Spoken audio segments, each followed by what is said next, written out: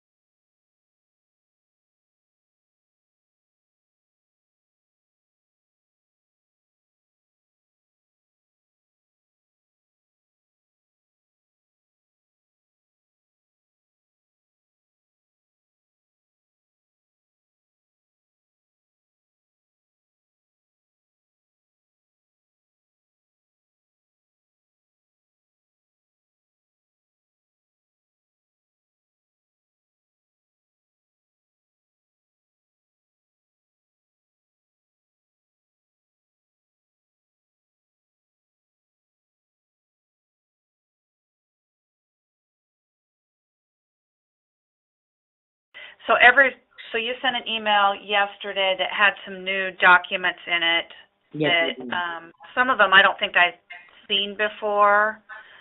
And just to let you know, I got here about a year ago, so I wasn't involved in the prior investigations involving Detective Aldridge. But I've tried to read up on it so I can answer your questions or kind of tell you what's already been included in the investigation. Does that make sense? Yes. Did you get a chance to read my email and the documentation I sent you? I did, yes. So, can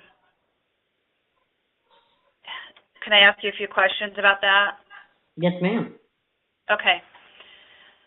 So the email that you sent yesterday at 3:15 included a couple paragraphs regarding the 2014 investigation, 2014-0097, which involved an investigation with Detective Sandy Aldridge and Randy Wills Cheney, which is your now ex-wife. Is that right?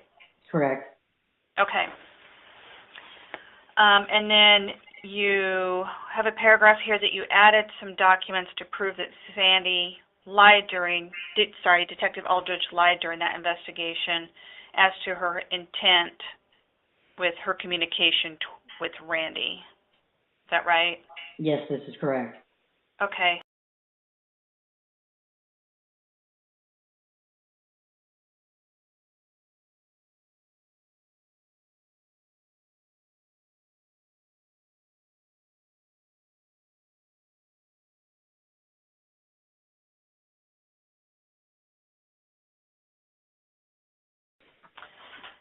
So, Tara, what are your expectations? My expectations are to set the record straight and to get my life turned back around and get my life back from all that's been done to me. I was falsely accused. I was unlawfully arrested and imprisoned and wrongly convicted. And I was also stopped from an investigation, an unlawful misdemeanor investigation over state line 1,700 miles away by Sandra Aldridge. Like I said, I was falsely accused and unlawfully arrested and imprisoned in Kansas because Sandra Aldridge's whole intent behind all this was leading up to that day that she went and gave Randy the lyrics to that song was to keep me away from Randy for the rest of her life so she could have a sexual affair with my wife. The evidence that I submitted from you guys' documentation says that Sandy and Andy Hamlin pursued me across state lines to keep me away from Randy. Andy quoted although our charge was a misdemeanor, we're going to do everything we can to keep Tara away from Randy for the rest of her life. That's very intimidating. That's very intimidating. That's very threatening. Where are you reading that? I'm reading that from the Internal Affairs Investigation, page 12 of 18.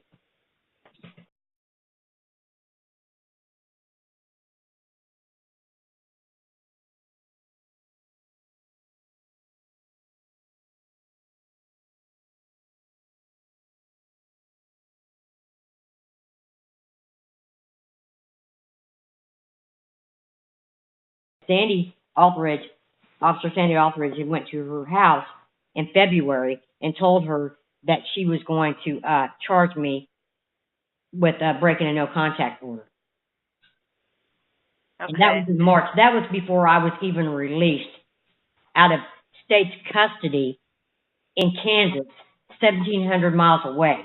Okay? This is and this is my point, this is a gross misdemeanor investigation across state lines. Clear across, 1,700 miles away. It was not verified, in fact, that I wasn't even here. I wasn't in Vancouver, Washington. I wasn't in Washington State at all. I lived in Kansas, in Hutchinson, Kansas, when all this was happening, when my life was being threatened, when I was being bullied and stalked. I was working, and I can send you that verification, too, to verify that I was employed in 2014 when I was in Kansas. In 2014. No, I trust you.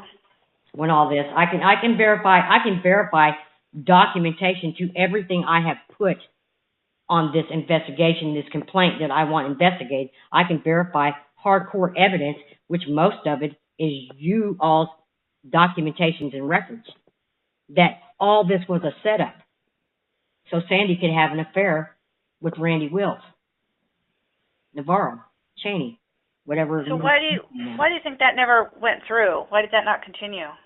I don't know, because we're doing this complaint now.